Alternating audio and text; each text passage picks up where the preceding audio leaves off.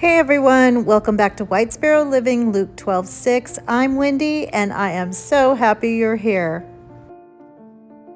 In this video, I'm going to be using this Hyper Tough canvas drop cloth from Walmart. It's 9 feet by 12 feet. You can get it online and it's usually used for painting where you put it on the floor so you don't mess up your hardwood floors.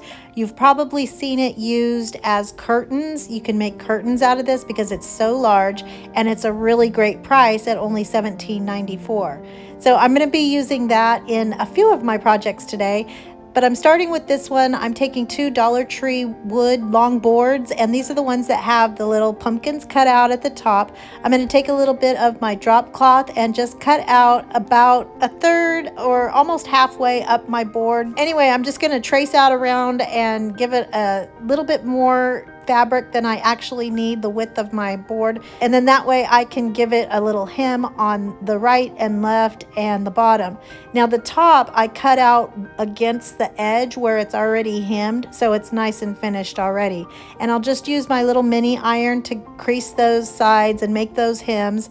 And then once I get that to the size I want, I'm going to open it up and then cut off the edges of where it's going to fold over so that I don't have as much fabric to mess with when I'm folding those corners. And then I'll just use my glue gun to close those all up, and then once it's all done, I'm going to hot glue three sides, the two sides and the bottom, and then leaving that top open so that now that becomes a sweet little pocket. And I'm going to do that the same way on the second board, but I'm going to use that first board so I don't have to exactly measure or eyeball it. This way I can just make sure that they're both in approximately the same place. And I don't know if you can tell, but I kind of left a little give in that pocket so that it's not, stretched out. I didn't stretch it down tight. I gave a little bit of air to that opening so that you can get some goodies inside of there. So I picked up these adhesive stencils from Dollar Tree, and I wasn't sure which one to use, so I decided to go ahead and use two different ones. I was gonna, pull this off and use it the way it was intended as a stencil, but once I put it on there, I thought the orange was so cute. It actually almost reminded me of like a Home Depot logo. But I think it's so sweet, and you could totally stencil on there, but I think leaving it as a square gives it a little more oomph, or it's not so small just from the letters themselves. So I don't know, that's up to you, but I think it's pretty cutie patootie this way. So then I'm going to take these pieces from my drop cloth, where in another project that you'll see at the end, I cut off these hems because I needed raw edges in that project, but you'll see that coming up. And so I'm just going to cut those down and use those as little pieces of tape basically to hold my two boards together.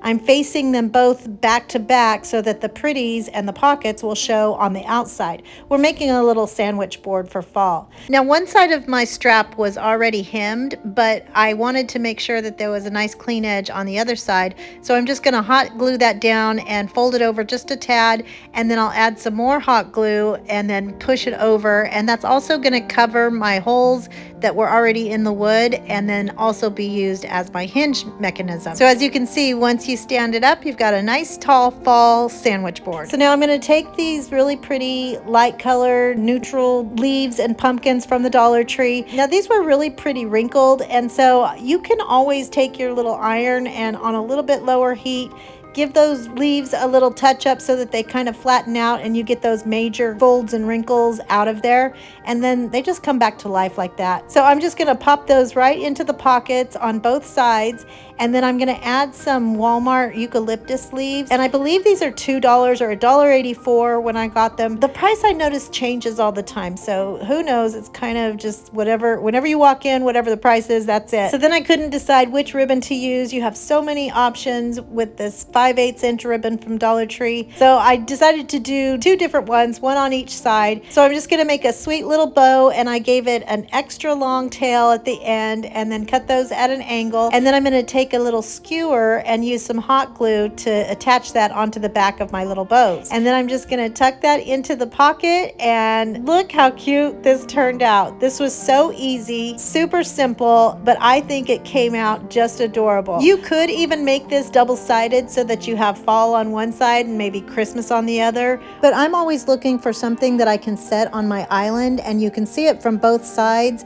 and so it's still pretty. So you're limited in some of the things that you can put on there. I don't know. There's just so many options, but I think it's super sweet, super cutie patootie. I love it, and I hope you guys like it too.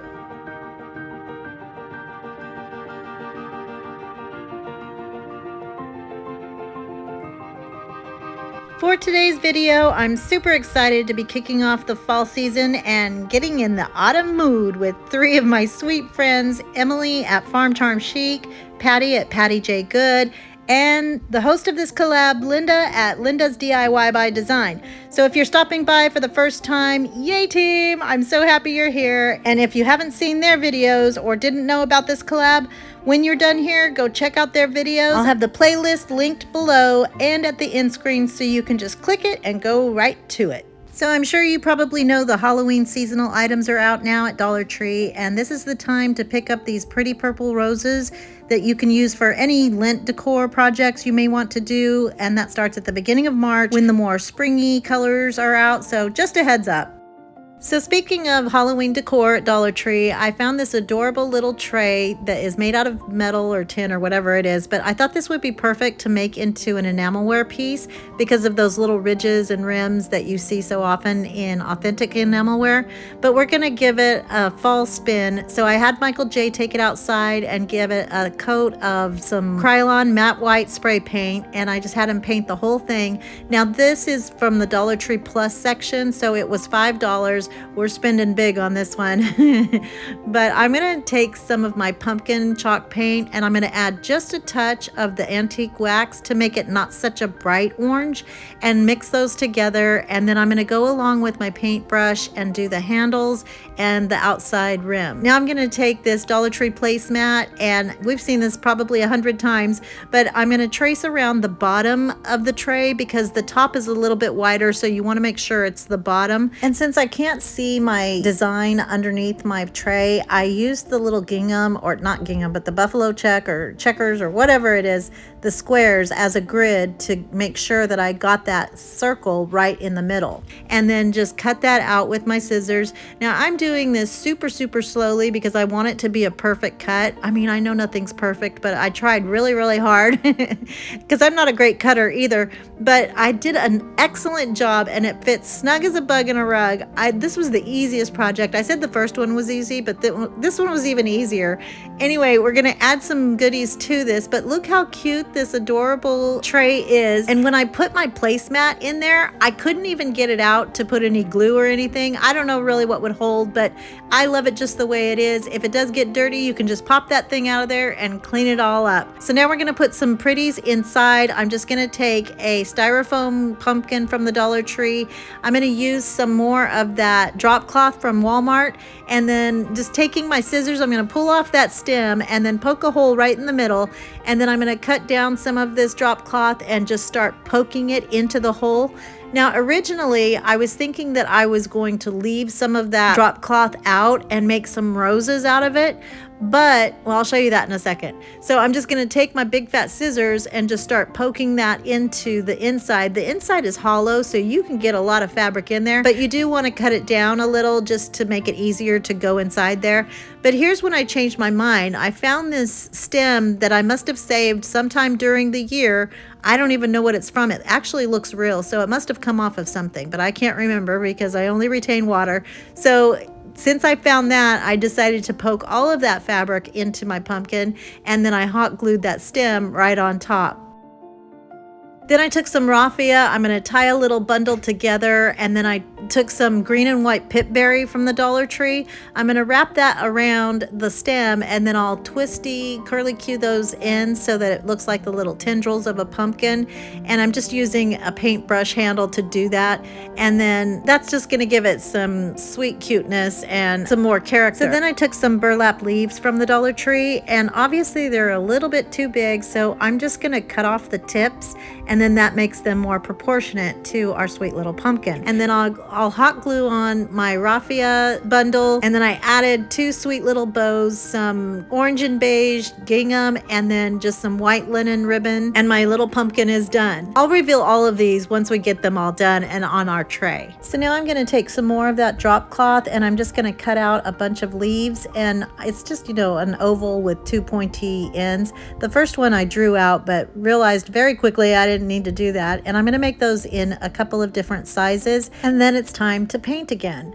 So I'm going to be using some paint in moss, pumpkin, and celery, and I just am going to kind of blend those all together. You remember our tray, the placemat that we put inside? It had that little wreath of leaves. Well, I want these to resemble that, so I'm going to paint the fronts and the backs, and it gets a little too bright if you just use the orange by itself the way it is. It's still a pretty orange, it's just not the color I wanted to use for this. So I'm going to add some green. I never even clean my brush. I'm just going to go back and forth. Now the edges, you do want to cut your leaves a little larger than what you want them, because I'm going to end up cutting off the raggedy edges, which is also a really pretty look. I just wanted it to kind of mimic the leaves in the tray. So I'm going to get those all painted up and set those aside to dry. And then I'm going to take a stem from the Dollar Tree, and I wanted this one because it has brown stems, or the wires, you know. So I just pulled off those pretty flowers, and I'll use that in something else, I'm sure. And then that's what we're going to attach our leaves to. So here I am cutting off the edges and getting them all nice and pretty. And then once I get all of my leaves nice and trimmed, I'm going to kind of figure out the placement on how I want them on my stems. I'm just going to be making two. So you see I cut off all the other little stems, and then I'm just going to take my hot glue, and using my fingers, I'm going to pinch that right onto the wire, and I'm just going to go all the way down. Now some of them I did forward, and then some of them you'll see I'm going to do backwards, and you can manipulate the wire and just pull it over to get the leaf where you want it, and then just place the next one and go all the way down. Now the first one I went from the top to the bottom, and then the second one I went bottom to the top so that I could see which way was easier, and it was a little bit easier to go from the bottom to the top. And then when I got to my last leaf, I decided I didn't even want to use it. It didn't need it, so I just left that one off. But now I'll have a pretty little leaf for another pumpkin or something, so you know it's not hoarding if you use it. So now for our little vase, I'm going to use this roving yarn from Walmart, and then this spool that I bought some ribbon for Christmas one year, and I love the spool, so I knew I was going to use it for something, kind of a trash to treasure project. But I'm going to take that roving yarn and wrap it around the spool and make it look like it's a little used spool of some sort, spindle, not a spindle. I just think it looks so vintage and pretty, and I love the roving yarn, so I use that in a lot of my stuff. And then at the bottom, just to make it a little more stable, I'm going to give it some cork from this cork sheet from Dollar Tree. I just cut a little circle, and I'm going to put that on the bottom, and now it's nice and balanced and even. And then I'm going to cut down my little vines by bending it back and forth until it pops off of there. And then to add a little more fall cuteness, I'm going to take 3 of these little white pumpkins from these Dollar Tree picks. And I love these leaves. They're so neutral and pretty, but I'm just going to use the pumpkins for this. So I'll put 3 of those in there. And then to keep everything snug as a bug in a rug, I'm going to take some Spanish moss from the Dollar Tree and pop that into the little hole so everything stays together. And then to keep with the theme of knitting and that vintage look, I took my mother-in-law's old knitting needles, and I'm just going to pop those right in there. I have a bunch of these, and I've wanted to use them in a number of projects, but these are green and perfect, and just reminds me of my mother-in-law. But here it is all finished, and with the tray and everything, I think this is just such a pretty fall arrangement, and you saw how easy it was to do. I love enamelware any time of the year, but at fall with the orange edges along with the green of the buffalo check on that placemat, I just love how this turned out, and I hope you guys like it too.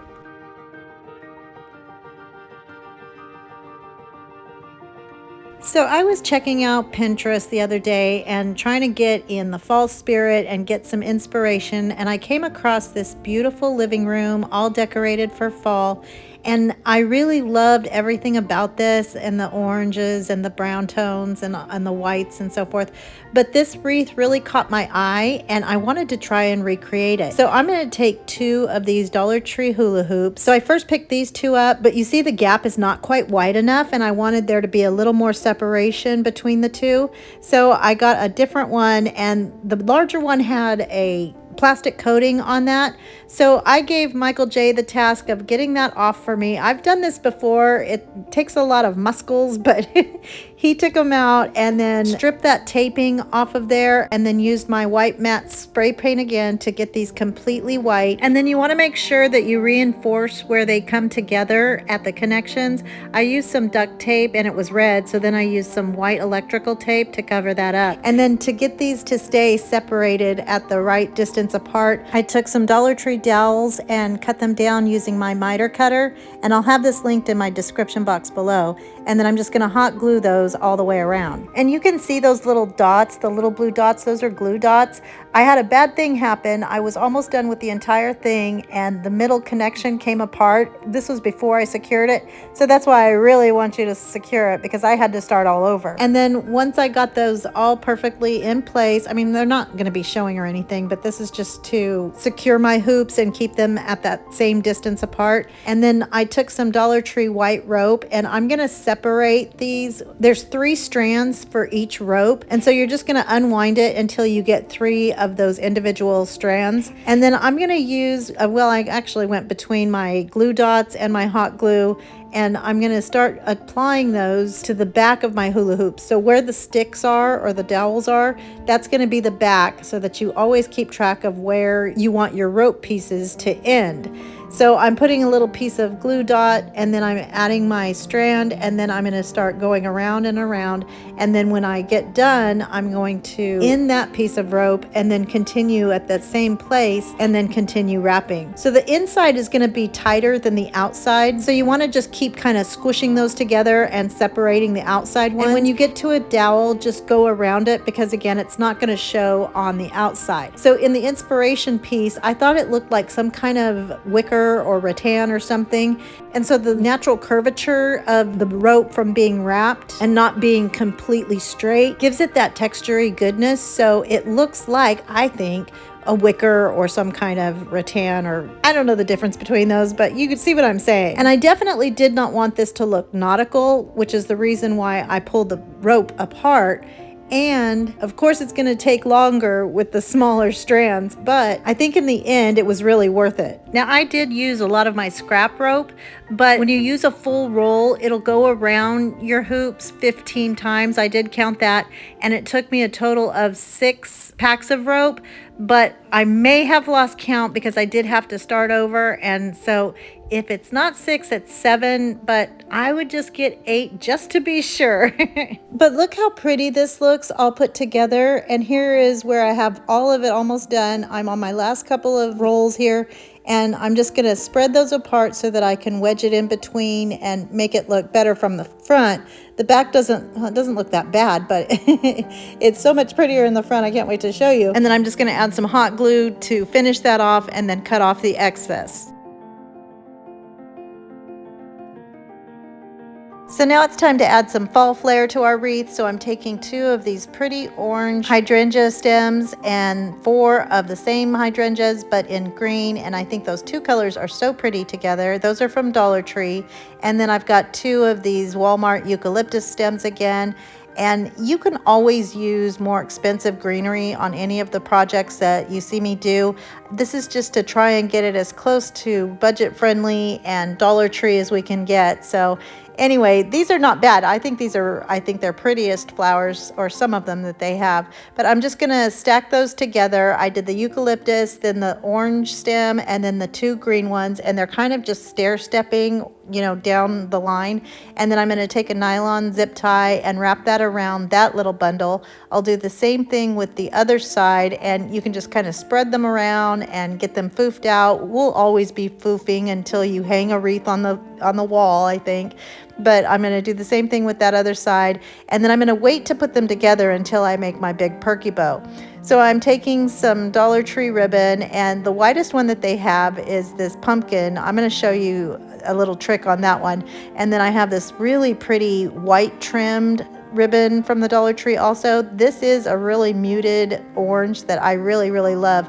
I wish my hydrangeas were in this color, but you know, hey, you get what you get and you don't throw a fit. And then I'm using the polka dotted burlap fabric. And then I found this like kind of webby stuff a long time ago. I mean, it's not a long time ago, but not during the fall season.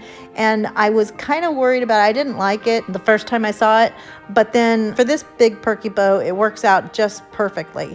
And then I'm gonna take some of this jute ribbon, and I'm cutting 4 strips of each of those ribbons, except the pumpkin one, I only had enough for 3. Now, I don't like the gold on the edge of this ribbon, so I'm gonna fold that over and I'm gonna do it a second time. And the only reason I don't just cut this off is because 2 reasons. I want that wired edge still for my perky bow, and then also I don't want any frayed edges, and this would fray if I took it off. I've done it before, and sometimes you can work with that, but because this bow is going to be so big, I really need those wired edges to help make it perky. And you see I'm placing my hot glue on that gold piece and then folding it over that second time, and this doesn't take long at all. It goes really, really fast.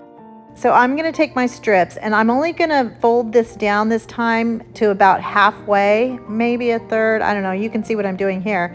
And then hold it in my fingers. I'm going to pinch it after I fold it down, and I'm just going to start alternating my ribbon type. And so I'm basically making a big bouquet and holding it in the middle and letting all the tails point downward. So now there's really no foofing or adjusting or anything. This is the world's easiest bow, and it's a little bit different than I've ever done. I just recently saw this method. So I'm gonna take that all and use another nylon zip tie to hold it all together, and then I'll dovetail all of those edges and poke those out or flatten them out underneath. And then I'm gonna attach it to my 2 pieces of greenery. And that's just gonna take another zip tie, and you guys have seen me do that before. Now I'm gonna put it onto my wreath, and I didn't have quite long enough zip ties to get it around such a big area. So if you just put 2 together, let them click a couple times, and then that makes them connected, and I can wrap it all the way around my wreath. So now for the middle, I'm going to take this pretty Hello Autumn plaque from the Dollar Tree. I didn't like the little bow, so I'm going to replace that with another sweet little bow, and I'm just using some green grosgrain ribbon to match the Hello Autumn font that's on the sign, and I'll just hot glue that right to the place where the other ribbon was. And then I'll take another nylon zip tie, and I'm going to attach that to the back. We're looking at the back again, so my sign's upside down, and I'm just going through that middle hula hoop with my zip tie, and then that's going to hold my little jute hanger onto the wreath itself, and then that's going to hang in the center. And then you're just going to move those strands around to cover up any zip tie that might be showing. And here it is all finished, and I love this so much. I think it's so high-end looking, and you could leave it plain during the off season, and I think it would be so pretty to decorate for each season. So for Christmas or Valentine's Day, you just cut off those little zip ties and add new ones. And this is 30 inches across, so it's super big. And even after my debacle, I'm so glad I powered through this and completed it, because it just goes to show you a cord of 3 strands is not easily broken. For this project, I'm using 4 of these Dollar Tree signs. These are 17 3/4 inches long, and they're 1 inch thick, so they're nice and chunky. And I had Michael J sand them down for me with our electric sander, which is linked down below. And then I cut 2 pieces out from our Walmart drop cloth, and those are going to be 20 inches by about 19 inches. And that doesn't even matter. You don't have to measure it. I just want about a 1/2 inch seam allowance on both sides of my wood pieces. And so, you know, no measuring involved really. So I'm going to iron my fabric a few times throughout this project. So just make sure you keep that iron hot. And I'm going to cut off that factory hem that we used for our sandwich board, because we need the drop cloth to be completely flat when it goes up against the sign. That'll make sense in a minute. So now I'm going to give my sides a finished edge by ironing them down, and I'll hot glue them a little bit later. And here's why you don't really have to measure this beforehand. I'm going to fold over the other side so that it makes my banner the same length as the wood sign, and then I'll crease it down with my iron again. So now it's time to paint our boards, and I'm just using my Waverly chalk paint in Snow White, and I'll use a chippy brush to do this. I want to get them nice and distressed looking, so that's why I had Michael J sand them down. It is a lot of work, but I think it looks so pretty. There's just so much paint on these signs when you first get them. So I'm going to do the sides and then I'm going to do the tops of all of them. And if you don't want to go this route, you could just paint them white and then go over them and distress them with either like an antique wax or some kind of brown, whatever your color preferences are. And then once I do the sides, I'm going to do the tops and get those all nice and distressed and super pretty. And then make sure to do the outsides as well.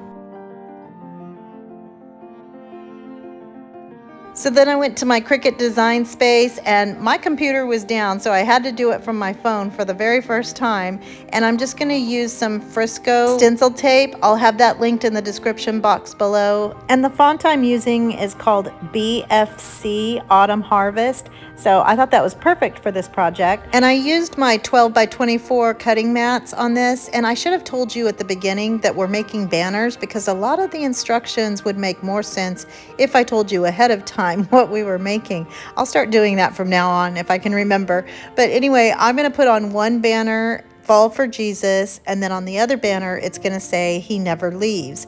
And I always love weeding transfer tape because it's so easy and you don't have to be real careful, and this is so big you don't have to be real tedious at all.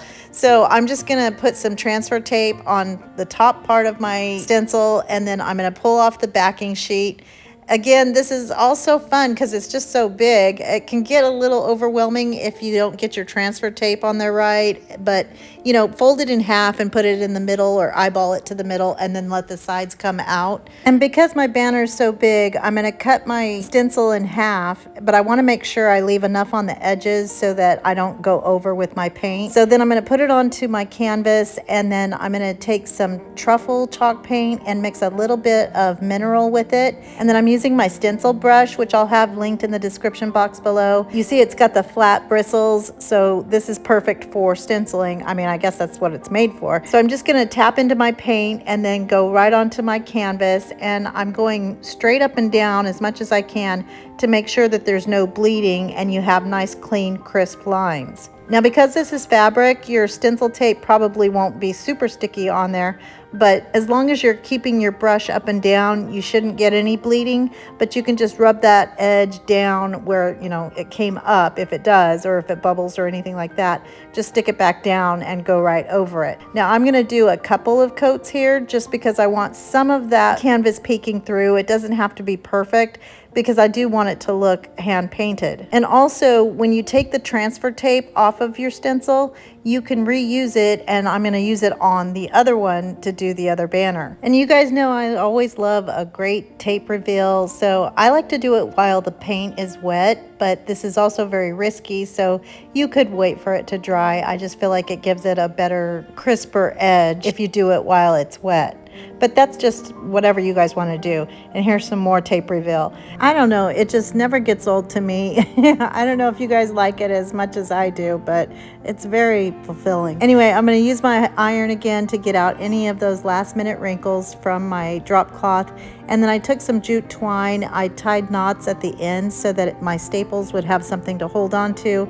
And I'm going to give that a good stapling, about 3 or 4 of those into the back of my wood. And you want to try and get them about the same area, you know, from the side. So you don't have to measure, but you know, again, just eyeball it. And then I'm going to hot glue down those sides to give it that clean edge. And then I'll take my bottom board, I'm going to put it where I need it to be, and then I'm going to flip it over, and then I'll put a bunch of staples in there with my Milwaukee staple gun. I'll have this, any tools you ever see me use, I'll have it linked in the description box below. I don't know why I keep telling you guys over and over. It's just habit, I guess. But I still do get people asking me where I got certain things, so not everybody listens to my words. But anyway, when you get it on there at the bottom, there's going to be a little gap. I'm going to put some hot glue in there to attach it to the drop cloth, and then I'm going to go back in and do another row of staples just to make it super snug as a bug in a rug. Now when you hang these, because that bottom piece is so heavy, I use some painter's tape to attach it to the wall a little bit better so that there's no sagging. So if you make this, you'll see what I mean. And then I'm going to do my top board the exact same way. Now it's easier to get it perfectly level because I have this gridded desktop, and I'll show you that IKEA desk and my whole craft room when I get my craft room makeover video done. but I know, you guys, I am the worst, but it's been a little bit crazy around here. So I'm going to staple that top part in, and it's all done. And here it is, all finished, both of them together. I love this so much. I absolutely love this font. I just feel like it's so fun and happy looking with the uppercase and the lowercase. I love it, and I hope you guys like it too. I hope you guys enjoyed all of these projects, and if you did, don't forget to give them a thumbs up, comment, let me know what you think. I read every single one of your guys' comments. I don't always get right back to them, but I'm trying. Don't forget to go check out the playlist for fall to get some more fall inspiration from my girls. If you're not already, I hope you'll consider hitting that subscribe button down below, as well as the little bell right next to it, so that you can be notified every time I upload a brand new video. I hope everyone has a blessed day, and remember to always be the light. Bye.